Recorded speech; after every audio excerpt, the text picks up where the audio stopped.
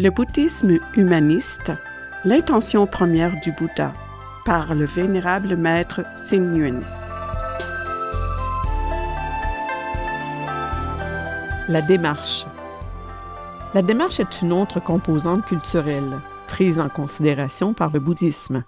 À l'époque de Bouddha, lors des demandes d'aumône, les bhikkhus marchent en regardant droit devant eux, l'esprit concentré, les bras balancés naturellement, d'une démarche posée et régulière.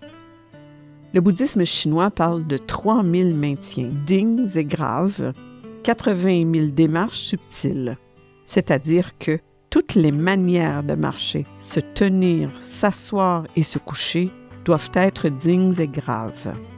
On parle de marcher comme le vent, s'asseoir comme la cloche, se tenir comme le pin et se coucher comme l'arc. Pour exprimer la dignité et la droiture de pratiquant manifeste son allure, tant intérieure qu'extérieure. En particulier, le bouddhisme attache de l'importance à la manière de se mettre en rang. Lors des services religieux du matin et du soir, les monastiques doivent se mettre en rang pour entrer et sortir de la salle de Bouddha. En plus de surveiller leur démarche, ils doivent aussi faire attention à l'ordre et à l'alignement du groupe. Cet entraînement améliore la dextérité en matière de contrôle du temps et de l'espace, évite les chamailleries pour la première place et la crainte de rester en arrière. C'est là aussi une pratique obligatoire du bouddhisme humaniste.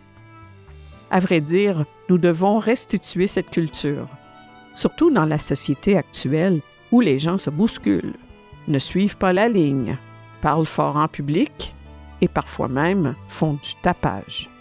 Si l'on peut promouvoir cette manière de parler à voix basse, marcher lentement et respecter l'ordre, avec en plus la grâce et l'élégance d'un gentilhomme traditionnel, notre société sera bien plus harmonieuse et ordonnée.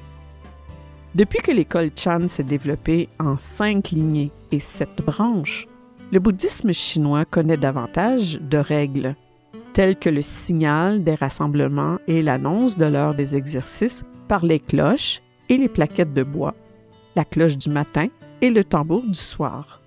Les bhikkhus qui se rendent d'une pagode à l'autre, que ce soit pour étudier ou visiter, doivent se conformer aux règles et prescriptions des monastères respectifs. Les monastères suivent aussi les règles générales pour entretenir des relations mutuelles sans manquer à la politesse.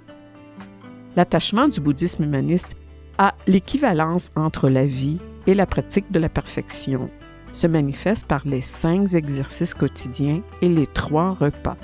L'élégance et la grâce des monastiques leur permettent de gagner le respect des adeptes. Comme il est dit, « Les sons qui dictent le nom de Bouddha ressemblent au ruissellement de l'eau. La récitation des sutras en marchant évoque un vol de cigogne. Les mains se joignent devant la poitrine comme pour porter un bol d'eau. Le corps se tient comme s'il portait un bol d'huile sur la tête. » Toutes ces bonnes habitudes ont été inspirées par la conduite personnelle de Bouddha. Quand le grand philosophe néo-confucianiste Chen Yi, de la dynastie Song, vit les monastiques de la pagode d'Yingling entrer dans le hall avec une telle élégance, il s'exclama « Les rites des 3 générations sont tous affichés ici. » C'est le meilleur témoignage du respect des gens envers les rites du bouddhisme. On peut dire que les nécessités de la vie quotidienne des Chinois sont fortement influencées par le bouddhisme. La culture chinoise, le bouddhisme humaniste et Bouddha se répondent à distance. Le monde bouddhiste contemporain, surtout les monastiques bouddhistes, ne peuvent pas ignorer cette notion extrêmement importante du bouddhisme humaniste. La raison d'être bouddhisme humaniste, c'est d'apporter ce dont l'homme a besoin: l'habillement, la nourriture, le logement et de la démarche sont les nécessités de la vie de l'homme. Le bouddhisme humaniste doit aussi penser aux besoins de l'homme quand il établit des règles et instaure des critères. Par conséquent, nous, bouddhistes, devons prendre en considération le développement du bouddhisme humaniste au sein de la culture chinoise.